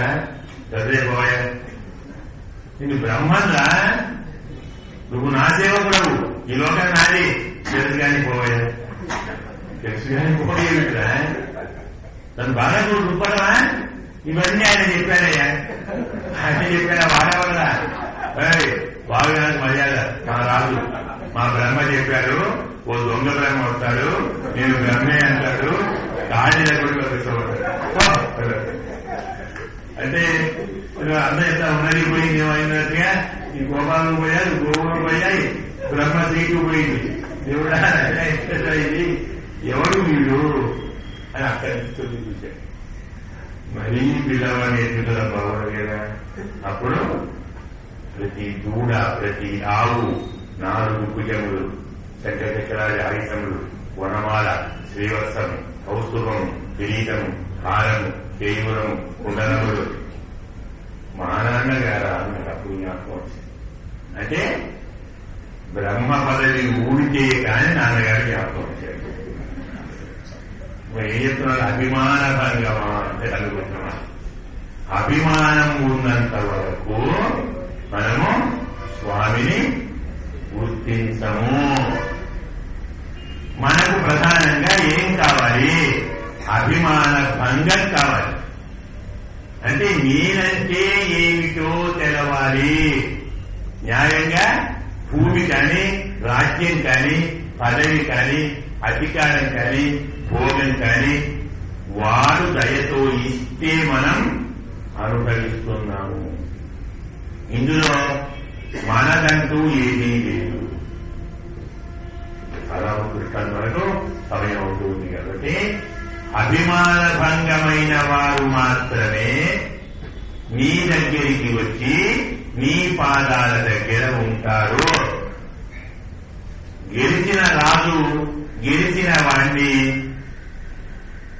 నాకెందుకు నా రాజ్యం, నువ్వే పరిపాలించు, నాకు పన్ను కట్టు, నేను రాజ్యానికి పోతాను అంటే ఆయన నీకో దండం, నీ రాజ్యానికో దండం, నాకు వద్దు, నేను నీ కాళ్ళ దగ్గరే ఉంటాను, నువ్వే పరిపాలించు అంటారు. మనం నమ్మాడు వారిని మహానుభావులు తిరువాయుముడి 1102 4 పాత్రలు రాశాడు. మనంతో 4000 అంటాం, 4000 అంటాం. అందులో ఒక తిరువాయుముడి 11 పాత్రలలో రాజైన వాడు ఎలా భంగపాటు పొందుతాడో చెప్పాడు. వరుణాయకమాయని ఒక తిరువాయుముడి. అంటే ఒక రాజట బాగా రాజ్యం ఉంది, సంపద అంతా బాగుంది, బాగా పరిపాలిస్తున్నారు, తారాగారం బాగున్నారు. కొంతకాలమైన తర్వాత శత్రురాజులు వీళ్ళు యుద్ధానికి వచ్చారు. మీకు బలం తక్కువ, వాడి బలం ఎక్కువ, ఓడిపోయారు, పారిపోయారు. ఈ రాజ్యమో రాజ్యించుకున్నారు. ఇప్పుడు ఎవరు ఉండడానికి వీలేదు. ఏ మానవుల్లో ఉందామంటే నిన్న దాకా రాజుగా ఉండి నేను మామూలుగా ఉంటానా? అది వాడు మరి ఉండకుండా ఎక్కడ పోవాలి? సరే కొంచెం ఊరికి దగ్గర అడవి ఉంది, అడవిలో ఉండడం మొదలుపెట్టాడు. అడవిలో ఉండాలంటే ఉంటాడు, తిండి పోయినా ఉందా? కొనుక్కుంటాడా? కొనుక్కోవడం కావాలి కదా, ఏం చేయాలి? రావాలి. మరి ఏం చేయాలి? దిక్కాలని చేయాలి. రాజుగా దిట్టంలో ప్రెస్టేజ్ కదండి, ఎలా అడుగుతాడు? చూద్దాం. పగలు మానేసి రాత్రి కూడా ఓ నల్లని గొంగళి ఒప్పుకొని మొక్కడానికి అలాగే ఓ నల్లని పోగొట్టుకొని ఓ నల్లని కట్టి నల్లని చెట్లు కొన్ని చీకట్లో అమావాస్య ఆడుతున్నప్పుడు దీపాలు ఆపేయడం తెలియకపోయి చేస్తాడు కదండి. అలాగే నడుస్తుంది పాపం కాలం. అలాగే అమావాస్య అయింది, మొత్తం చీకటి, వీడు నల్ల కట్టి నల్ల గొంగళి నల్ల తిప్పాయి. దానిలో ఏం కనపడదు. అదృష్టం బాగాలంటే దానిలో నల్లని కుక్క పడకూడదు. అది నల్ల ఉంది, కనపడ్డాయి. ఆ మాత్రం కాగి పెట్టాడు. అది కాగి పెడితే కాదు కలిసి లమోని కింద పడ్డాడు. అదే ఎవరు పడ్డారు కానీ కలిసి రాజా కండి లేదుగా పెట్టి పండి లేపి కలిసి ఎవరినైనా అయ్యో మహారాజండి, మా మహారాజా, అయ్యో మహారాజా రావయ్య కూర్చో వాడు ఏంటి మహారాజుని చెప్పుకోవాలన్నా మానుకోవాలి. ఏ ముఖం దాచుకోవాలని ప్రయత్నం చేశాడో వాడి పని బట్టి దాంతో పెట్టి ఆ ముఖం చూశాడు. ఇది రాజులకు పట్టే గట్టి. ఎందుకు రాజ్యాంగైనా నీ కాళ్ళు పట్టుకుంటే బాధ ఉంటుంది కదా అంటాడు నమ్మాడు. అందుకే గోపికలు కూడా ఇదే భావాన్ని మనసులో పెట్టుకుని అభిమాన భంగమైనటువంటి రాజులందరూ తమ తమ రాజ్యాలను, సింహాసనాలను, నగరాలను, నివాసాలను అన్నీ వదిలిపెట్టి వచ్చి నీ పాదాల కింద చేరినట్టుగా ఎందుకు అలా చేరాలి అంటే భగవంతుని దగ్గర కానీ భగవంతుని భక్తుల దగ్గర కానీ ఉంటే మనకి ఇబ్బంది లేదు. ఏమంటారు? పరమాత్మను విడిచిపెట్టి ఒంటిగా ఉన్నామనుకోండి అన్ని అపనింద చెప్పు నా జ్ఞాపకం అనుకుంటాను. భరతుడిని భరద్వాజులు అనుమానించాడు, గుగుడు అనుమానించాడు, లక్ష్మణుడు అనుమానించాడు, నగర ప్రజలు అనుమానించాడు. లక్ష్మణస్వామిని రామబెట్ట వాడు దూరంగా ఉన్నాడు. భగవంతునికి దూరంగా ఉంటే మాకు ఈ గతి తప్పదు. అందుకే మేమంతా నీ కాళ్ళ దగ్గరే పడి ఉంటాము. అలా వచ్చినట్టుగా పళ్ళి కట్టి కీడే సంఘమిరుపాడు వందు తలైపోయి. ఇది కూడా సంఘం అంటే సంఘం. గుంపులు గుంపులుగా మేమందరము వచ్చి నీ దగ్గర చేరాం. వందు తలైపోయిందోం. వందోం అనలేదు, వచ్చాము కాదు, వచ్చి నిలిచాము, వచ్చి చూచి తలచాము, నిలబడ్డాము. ఎందుకు ఇంత భాష వచ్చేవాడు ఎక్కువరా కాదు. నీ ఉన్న చోటికి రావాలనుకోవటమే ఓ పుణ్యం. రావాలి అనుకొని వచ్చుట మరీ పుణ్యం. వచ్చి నిలబడుట మరీ పుణ్యం. నిలబడి నిన్ను చూచుట ఇంకా పుణ్యం. నిన్ను చూచి నీ పాదాల కిందే ఆగుట. రాముడున్న చోటికి వద్దామంటే వీడు అమ్మకపోయింది. భగవంతుని దేవాలయానికి వెళ్ళాలి అన్న బుద్ధి పుడితేనే మనం పవిత్రం అయిపోయాం. మనలో చాలా మంది 10 మంది చూడటానికి ఒక మాట, మనసులో ఇంకో మాట అంటారు. సరిగ్గా 1 గంట 1:30 టైం చూసి గుడికి పోదామా అంటారు. పక్కవాడు ఏమంటారు, అయ్యో ఇప్పుడు గుడి ఉండదు బంధువులు, అయ్యో బంధువులు పోవాలనుకున్నాడండి చూడాలి, సర్లేదు వెళ్ళిపోదాం, ఎంత ఆస్తుందో బొమ్మలు పోదాం, రాత్రి పోదాలి. ఈ కూడా నేను గుడికి పోవద్దు మనసులో అనుకుని గుడి ఎప్పుడు మూస్తారో టైం కూడా ఎంక్వైరీ చేసి తెలుసుకొని అప్పుడు పోవాలి అంటారు. అయితే వీళ్ళు 2 తప్పులు చేస్తున్నారు అంటే శాస్త్రం. ఆగమ శాస్త్రం కానీ, పురాణములు కానీ, ఇతిహాసములు కానీ ఒక ధర్మాన్ని చెప్తాయి. దేవాలయంలో దేవుని గుడి తలుపులు మూసి ఉన్నప్పుడు వెళ్లి ఆ తలుపులకు నమస్కారం చేస్తే వాడికి భగవంతుడు బాకీ పడి ఉంటాడు. వాడు వచ్చాడు, నేను కనబడలేదే, అయ్యో అయినా నీకేం కావాలి ఎప్పుడు అన్ని చేస్తానంటే. తలుపు తీసి ఉన్నప్పటికంటే మూసి ఉన్నప్పుడు వెళ్లి దర్శనం చేసుకున్నవాడే తలుపులు దేవుడు.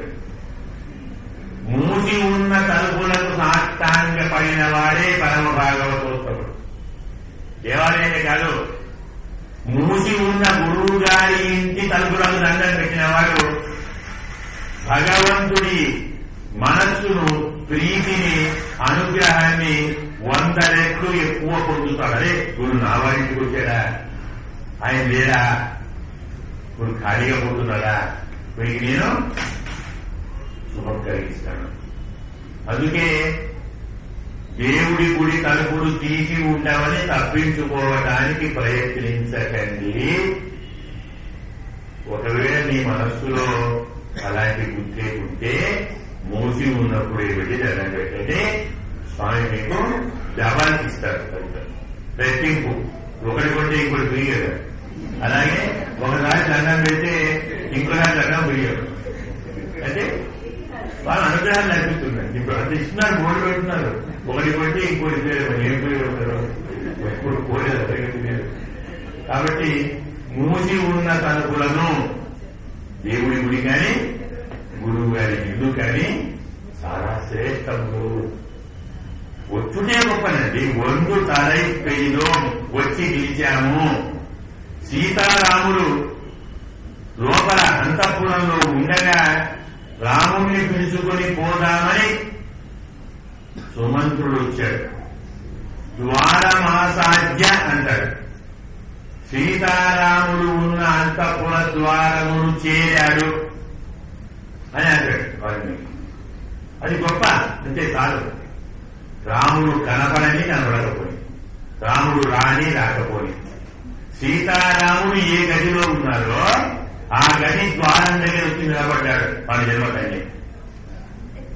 బలరామకృష్ణులు ఏ బృందావనంలో ఉన్నారో ఆ బృందావనం ప్రాంతానికి అసురుడు వచ్చాడు. వస్తే చాలు, నీ దగ్గరికి రావాల తలంపు చాలు, నువ్వు ఉన్న చోటికి రాక చాలు. ఉత్తరం తీరమాసాధ్య అంటారు రామాయణుడు.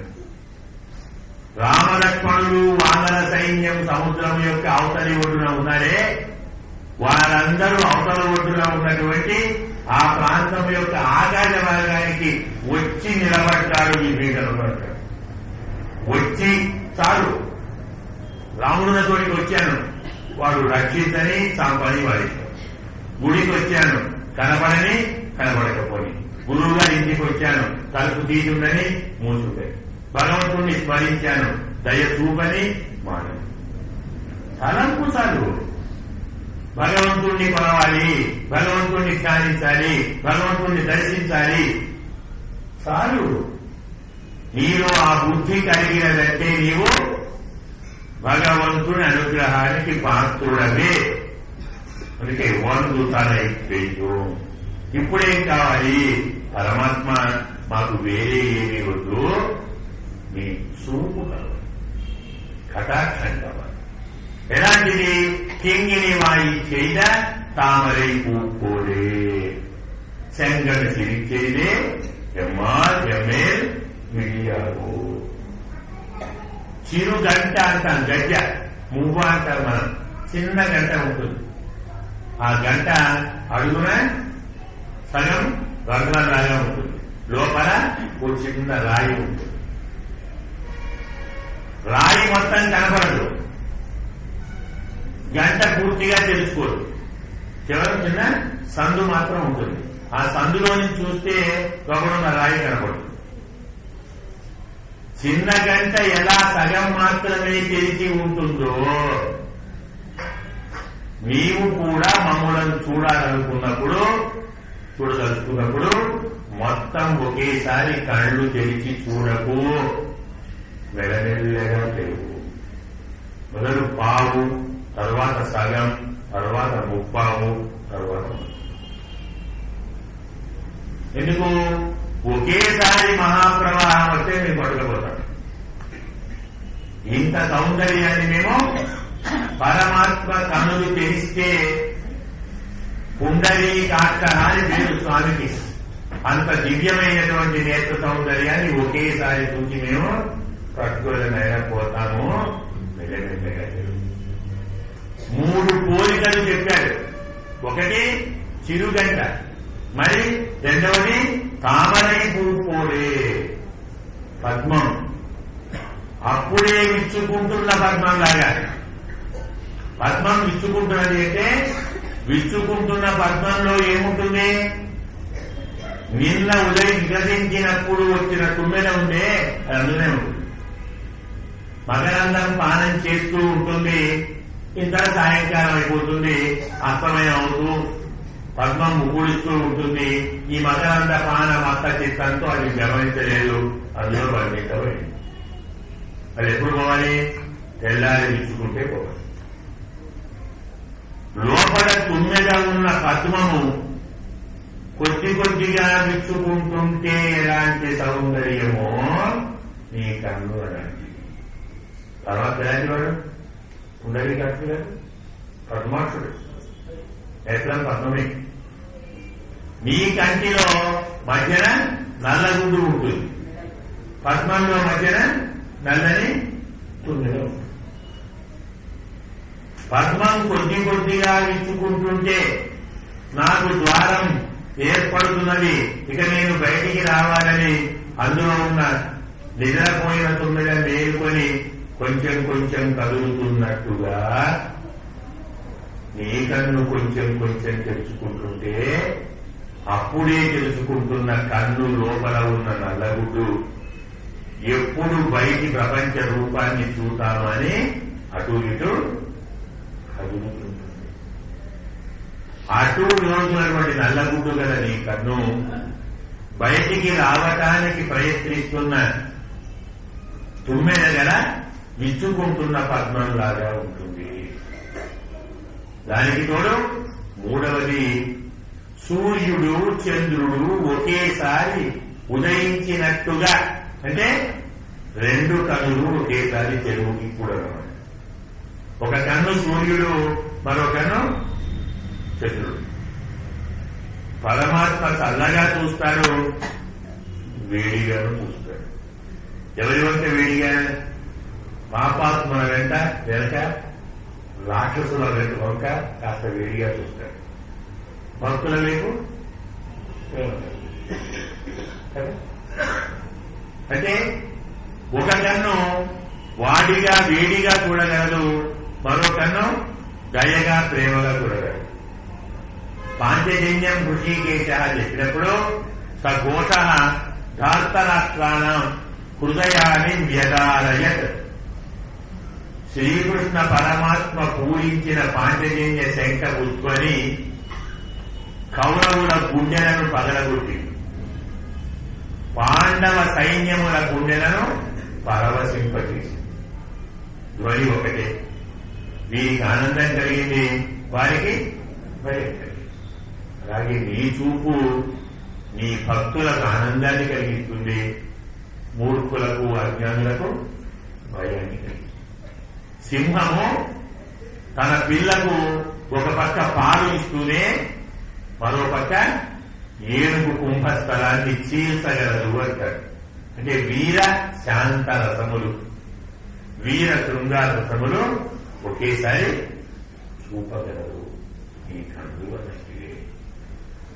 ఇలాంటి రెండు కన్నులతో మా వైపు చూస్తే, ఒకేసారి కన్నులు తెరిచి మా వైపు చూడకు స్వామి, కొంచెం కొంచెం కొంచెం కొంచెం తెలుసుకుంటూ మూసుకుంటూ తెలుసుకుంటూ మూసుకుంటూ చూడు. ఎందుకు ఇలా అన్నారంటే భగవంతుడికి మన మీద దయ కలిగి మనను కటాక్షిద్దాం అని అనుకుంటున్న సమయంలో ఆయన సగం కన్ను తెరవబోయేసరికి మనం చేసిన పాపాలన్నీ ఆయన జ్ఞాపకం అవుతాయి. ఇలాంటి వాళ్ళని ఎందుకు చేసి మళ్ళీ మూసుకుంటారు. అక్కడ అమ్మవారు వాడికి మీరే దిక్కుగలండి, మీరు మూస్తే ఎలాగండి అంటుంది. అవునవును తెరవాలి అని మళ్ళీ తెరవబోతాడు. వెంటనే వాడి మూర్ఖత్వం జ్ఞాపకం వస్తుంది. వీడు మూర్ఖుడు, నేను చూడగండి. మళ్ళీ ఏమైందండి, వాడు మూర్ఖుడు, మీరు మంచివాడే కదా, చూడొచ్చు కదా. మనకు ఒక శాస్త్ర కథ ఉంది. నాటకాలు చేయటం తిలకమల్లి లక్ష్మీరంజన మహానుభావుడు ఉండేవాడు, హాస్య నాటకాలు బాగా రాసేవాడు. అతను తన కలవాడు రాసుకున్నాడు. కాస్త ఈ మహానుభావుడు కొంచెం లావుగా ఉంటాడు, భార్య ఇంకా లావుగా ఉంటుంది. ఆ ఇంటికి మెట్లు చాలా సన్నగా ఉన్నాయి. పైనుంచి భార్య దిగి వస్తున్నాడు, కింది నుంచి భర్త పెడుతున్నాడు. మరి దారి మరి ఆ నుండి కొంచెం పక్కకు తప్పుకోండి, దారి ఇవ్వండి అని. అంటే నేను దున్నపోతులకు దారి ఇవ్వను అన్నాడు. ఆమె తెలియలేదు, సరే నేను ఇస్తాను పోండి అని. అర్థమైంది? ఏమైంది ఇప్పుడు అన్నట్టుగా వాడికి లేకుంటే మీకేమండి, మీరు చూడొచ్చు కదా. సరే బాగుంది అని మళ్లీ తెరవబోయాడు. వాడింతలో నన్ను నేను కాపాడుకుంటాను, నేనెందుకు మళ్ళీ చూసుకోలేదు. మళ్ళీ ఏమైందండి వాడికి అవ్వకుంటాడా వాడేంటి అవ్వదు ఎలాగాక వీళ్ళన్నీ అంటారు తెరవమంటావా మళ్ళీ తెరవబోతారు నీ ఉత్తరాన్ని ఏం జరుగుతున్నావని వాడు అంటారు. ఇలా మన తప్పులు మూర్ఖత్వం అజ్ఞానము అపరాధములు ఇవి కనబడ్డప్పుడల్లా స్వామి కళ్ళు మూసుకుంటుంటాడు. స్వామి యొక్క దయ క్షమ వాత్సల్యం ఔదార్యం స్నేహం జ్ఞాపకం వచ్చి తెలుసుకుంటారు. ఇలాంటి ప్రక్రియలో మీరు ఒకేసారి కాకుండా చిన్న చిన్నగా కనులు తెలుసుకొని మమ్ములను కటాక్షిస్తే ఎంగల్ మేలు శాపం పెడుతూ మేము పొందిన పెద్ద శాపాలన్నీ తొలగిపోతాయి. శాపం ఎందుకంటే గమనించాలి. మనకు శాపానికి చెప్పే కథలు 5-6 ఉన్నాయి. అది అంత టైం లేదు, కొన్ని చెప్తున్నాం. పార్వతీ పరమేశ్వరుల కళ్యాణం జరుగుతుంది. పెళ్లి చేయించారు ఎవరు? పెద్దపురంలో బ్రహ్మ గారు. ఇంకోటి మీకు కూడా బ్రహ్మకి ఎన్ని తలకాయలు? 5, తర్వాత 4. న్యాయగతనికి 5 తలకాయలు, 4 దిక్కుల 4 తలకాయ పైన అన్నింటితో. మరి 4 తలకాయలు ఉన్నాయి, 5 తలకాయలు ఉన్నాయి. పెళ్లి చేస్తూ ఉన్నారు. అందులో ఒక తలకాయ అంటే ఒక ముఖం పార్వతి ఉంటుంది. 4 తలకాయలు ఉన్నాయి. ఆ ముఖం పార్వతిని చూస్తుంది. ఇంకా పెళ్లి పూర్తిగా పెళ్లి చేసుకుంటున్న వాడే. పెళ్లి చేసుకోకుండా అమ్మాయి తోడు చూస్తున్నాడు ఊరుకుంటాడు. అందులో పురోహితుడిని చెడాలి, వాళ్ళ ఇంటోడు తొట్టుకోవచ్చు. కానీ పెళ్లి చేసే పురోహితుడే మరి అమ్మాయిని చూస్తే గట్టి శంకరుడిని ఒళ్ళు పోయి లేదా నువ్వు నా భార్యను చూస్తున్నావా? నువ్వేం పురోహితుడు చెప్పేసాడు. తలకాయ వాడు కూడా తలకాయ ఆగుతుంటాడు. శంకరుడు మా తలకాయ తీసుకెళ్తాడు కపాలం మొదలకండి. ఏంటయ్యా పురోహితుడు అమ్మాయి దాంట్లో చూపని పెళ్లి చేస్తారు. సంకల్పం చేపిస్తారు, మంత్రం చేపిస్తారు, చేయి పట్టుకోవాలి, వాళ్ళ చేతులు పట్టుకోవాలి, కన్యాదానం చేయించాలి, బిడ్డ ఆదానం చేయించాలి. పురోహితుడినే తప్పట్టావు కదా నీకు శిక్ష అయ్యింది. బ్రహ్మహత్య పాత్రగా నీకు అన్నిటిపా. అదే ఆయన పెళ్లి కాకుండా ఏదో బాబు ఇప్పుడు ఏ కపాలం ఉంటే వెళ్ళడానికి బాగానే ఉంటాడు. ఏం కపాలం చేస్తాడు ఆయన చెప్పడం బాబు ఎట్లా అంటే వెళ్ళు తిరుగు విచారణ చేయి చూద్దాం. ఎవరి ఉంటే అప్పుడు పోతుంది. ఎవరి పోవాలి తిరిగి బహం వెళ్ళిపోవడానికి పోయాడు. అదే మన ఫ్రెండ్ వస్తున్న బహం పిలుస్తామని తన పొలానికి మన కలిగి కూడా వచ్చాడు. ఇప్పుడు ఫ్రెండ్ కదా చాలా ఆదరణ చూస్తాడు. వెంకటేశ్వర స్వామి పరిగెత్తు జరిగి బహం దోణ పట్టింది. చెమట బిందు వర్షాలు నుంచి 4 బిందువులు ఆ కపాలంలో పడ్డాయి. అమాంతం వీటి పెట్టుకోలేదు. అమ్మా నేను నా పాపం బయటికి పోతున్నాను. ఇలా శంకరుని శాపము విష్ణువు యొక్క వక్షస్థల స్వేద బిందు జలంతో పోయింది. అలాగే దూర్వాస మహర్షి ఇంద్రుణ్ణి శపించడం మొదలు చెప్పుకున్నాం చెప్పడం కూడా. ఇంద్రుణ్ణి శపించడం వలన లక్ష్మి అంతర్ధానమై ఇంద్రుని రాజ్యం పోయింది. దేవతలందరూ స్వామి శ్రీమన్నారాయణుడి శరణు వెళితే క్షీరసాగర మతాన్ని దర్శించారు. అప్పుడు అందులో అమ్మవారు ఉదయించారు. ఆరుగురిని లక్ష్మీదేవి నారాయణ ప్రసాదాన్ని చేరి ఇంద్రుడిని ఒక చూపు చూసింది. దయతో మళ్ళీ వెంకరించి ఇది 2వ శాపం.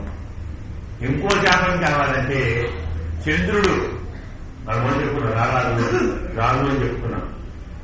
ఆ చంద్రుడికి దక్ష ప్రజాపతి తన 27 మంది కూతుళ్లను ఇచ్చి పెళ్లి చేశాడు.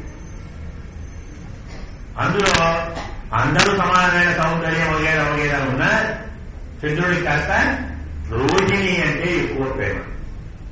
అనుకూలంగా ఉందో సౌందర్యం ఎక్కువ